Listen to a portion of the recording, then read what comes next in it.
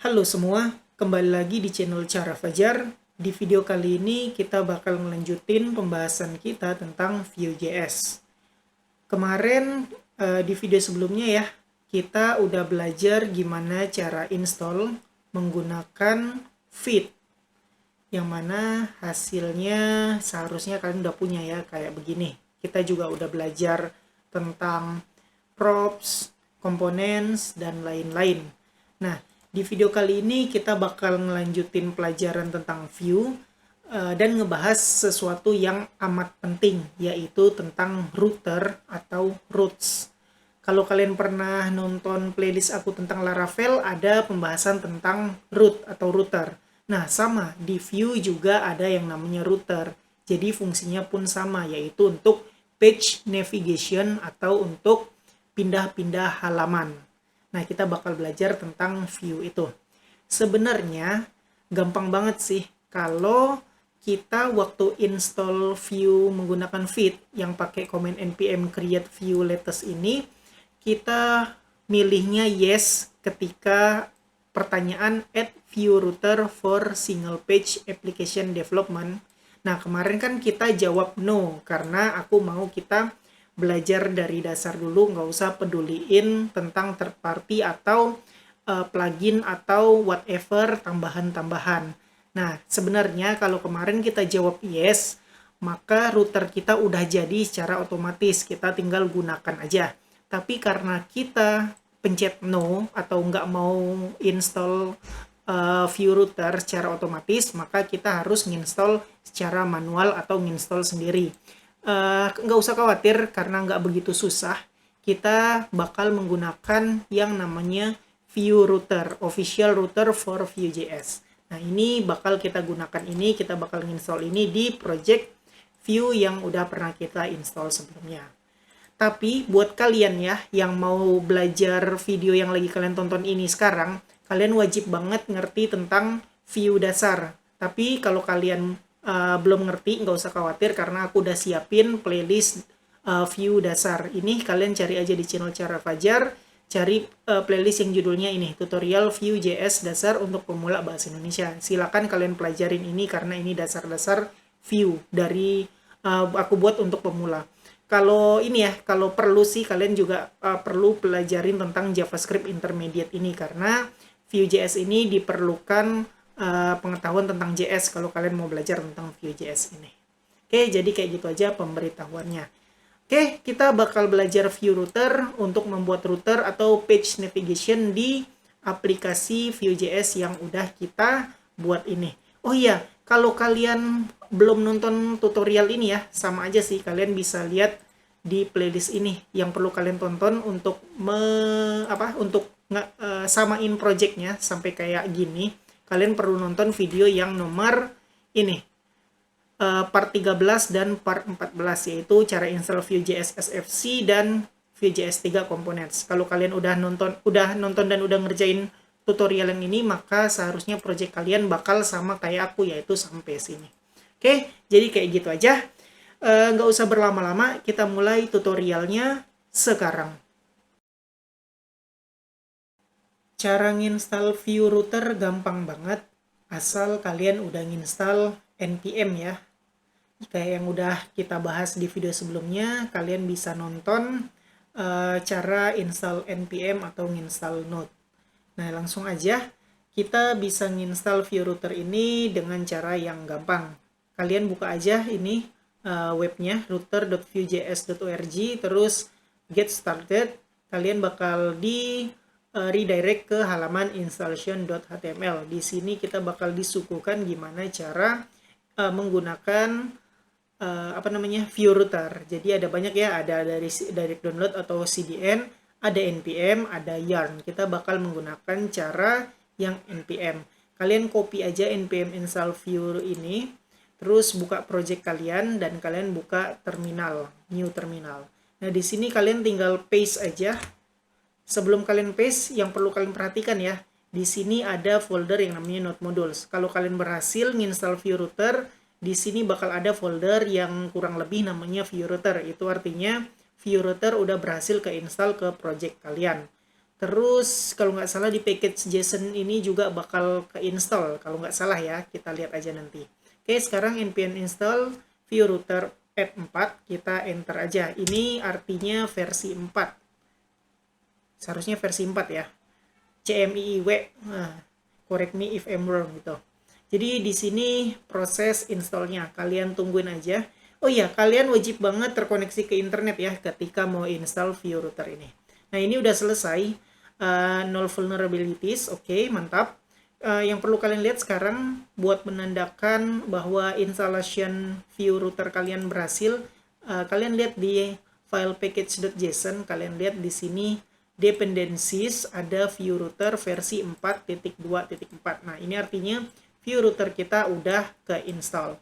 Untuk membuktikan lagi apakah benar view router udah ke-install, kalian lihat di folder node modules. Kalian lihat ada folder yang namanya view router yang sebelum diinstal belum ada ya. Ketika udah berhasil ke-install udah ada. Ini dia. Nah, kalau kalian lihat nih ada disk, ada fitur dan lain-lain. Ini dia isi dari view router. Kalian nggak perlu peduliin ini ya.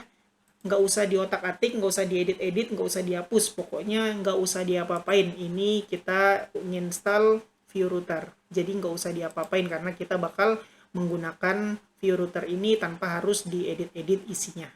Oke, jadi kalian coba install dulu view router dengan cara yang aku tunjukin tadi dengan menggunakan npm. Terus kalau udah selesai, kalian cek file package JSON untuk melihat apakah udah keinstall atau belum. Terus kalian juga cek di folder node modules, apakah udah ada folder view dash router apa belum. Kalau udah, berarti view router kalian udah berhasil keinstall. Sekarang kita bakal coba setup router kita ya, supaya di project kita, router kita bisa berjalan. Nah, untuk setupnya, kalian bisa lihat-lihat sih sebenarnya di bagian guide ini. Kalian bisa lihat yang bagian JavaScript.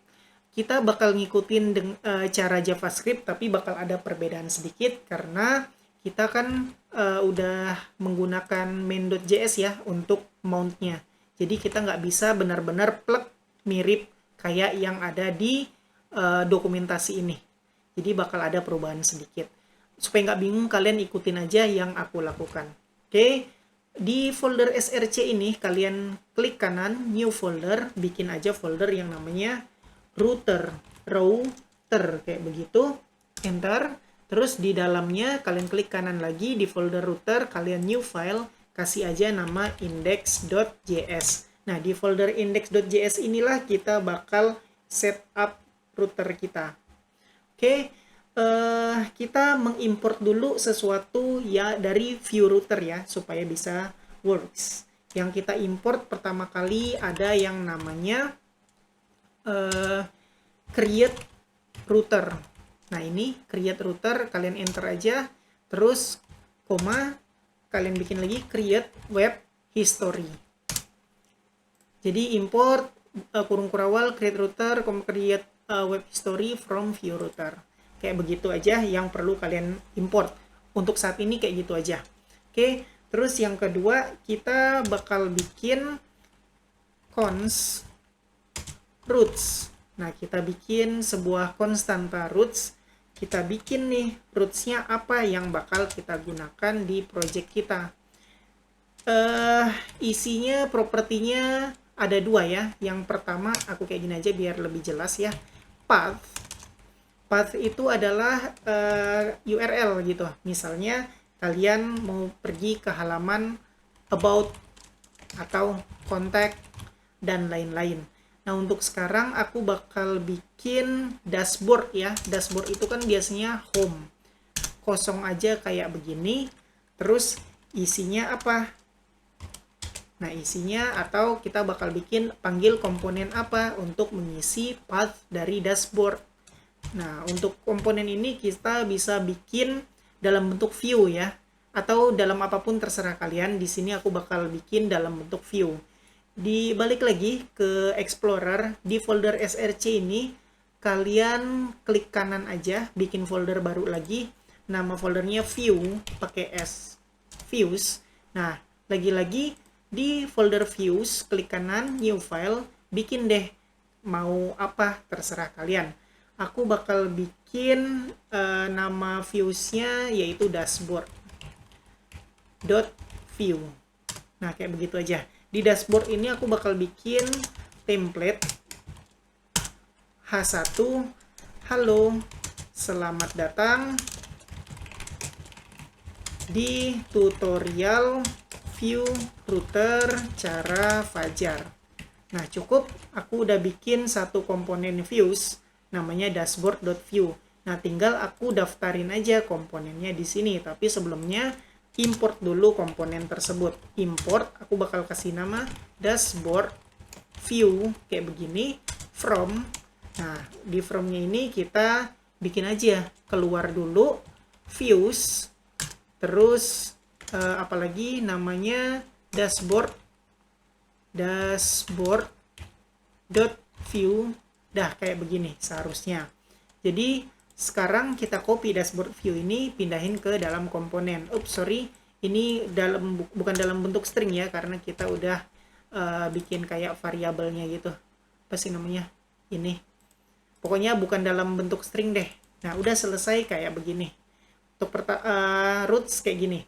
Aku bakal bikin satu view lagi ya, komponen baru lagi. Aku bakal bikin about kayak begitu aja. About.view. Di dalam about.view aku bikin juga template. Sederhana aja, H1. Ini adalah halaman about. Kita nggak usah yang kompleks-kompleks ya, karena kita mau belajar page navigation aja. Jadi untuk sekarang sesederhana ini aja. Kita import lagi about view. Aku kasih nama about view from, panggil nama filenya yaitu di folder views, terus about.view.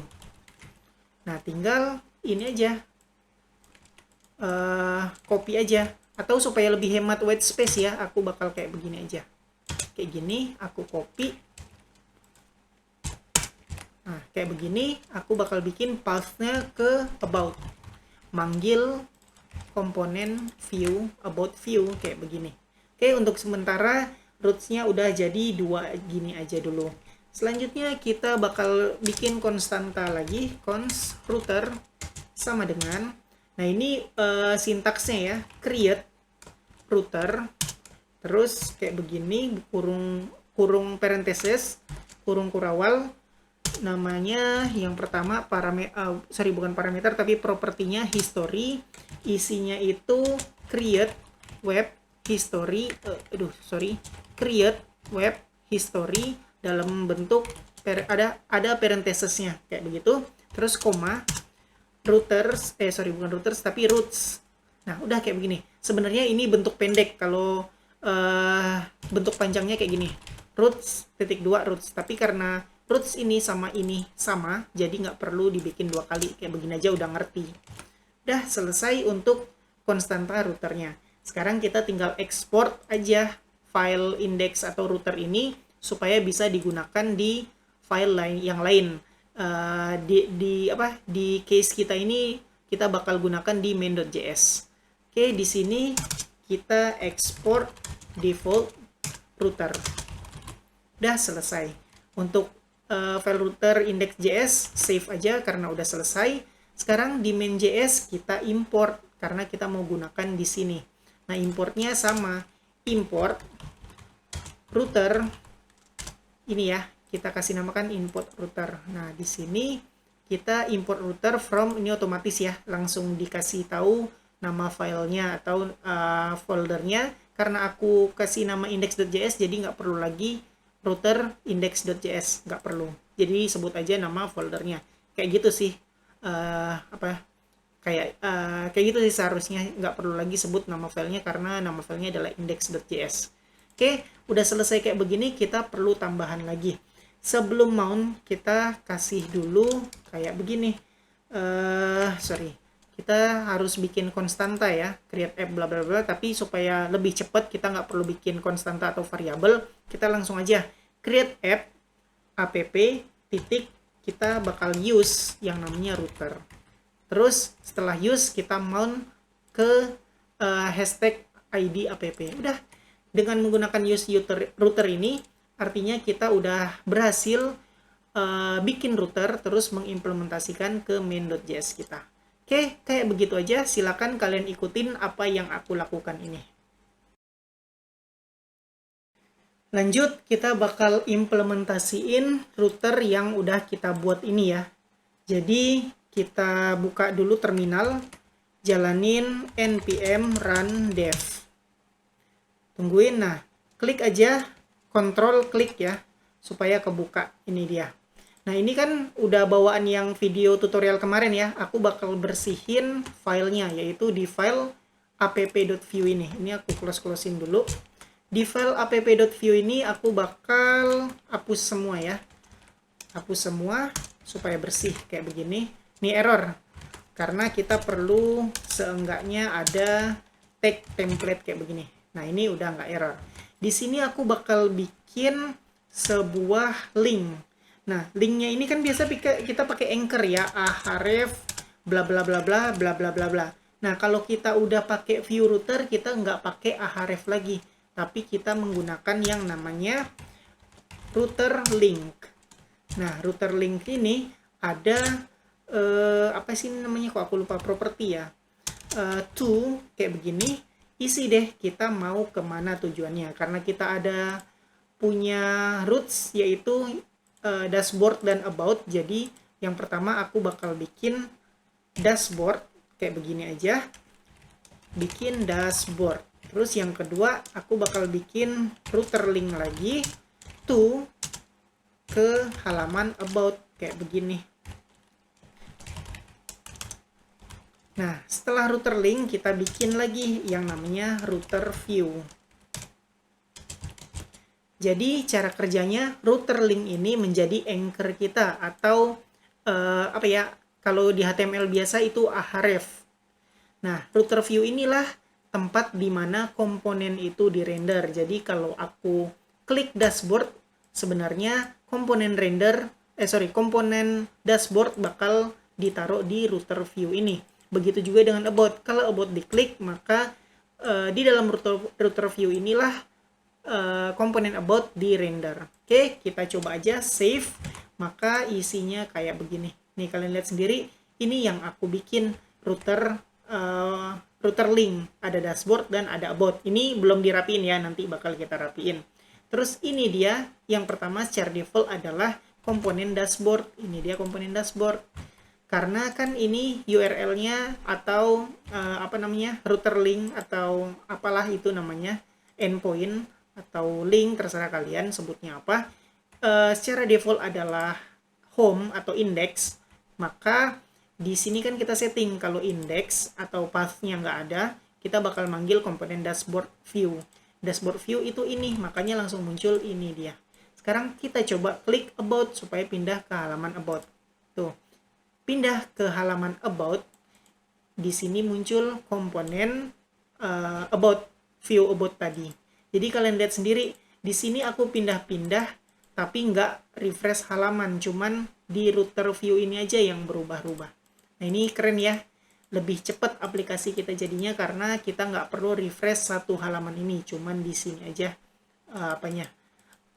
berubah-berubahnya. Jadi intinya semua komponen di render di router view ini. Kalau kalian mau buktikan, aku bakal bikin if kayak begini ya, aku styling sedikit supaya kalian percaya bahwa komponen-komponen itu di rendernya di sini. Aku bakal bikin style sama dengan wave-nya 300px. Terus aku bakal bikin border solid. Aku bikin float right. Nah, kalian lihat sendiri kalau aku save, tuh posisinya di sini. Jadi ini adalah router view kita. Jadi kebukti nih, apapun yang pindah-pindah, apapun yang dinavigasiin bakal dirender di dalam router view ini. Jadi mau dimanapun letaknya tetap di dalam router view komponen kita. Kayak gitu.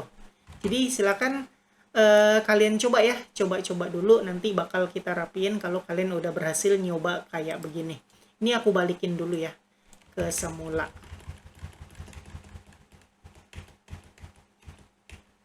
Save, pindah, dia udah balik ke semula tuh. Oke, Jadi silakan kalian coba sampai hasilnya kayak begini. Lanjut, kita rapiin dulu ya navbar atau link atau apapun yang kalian sebut ini.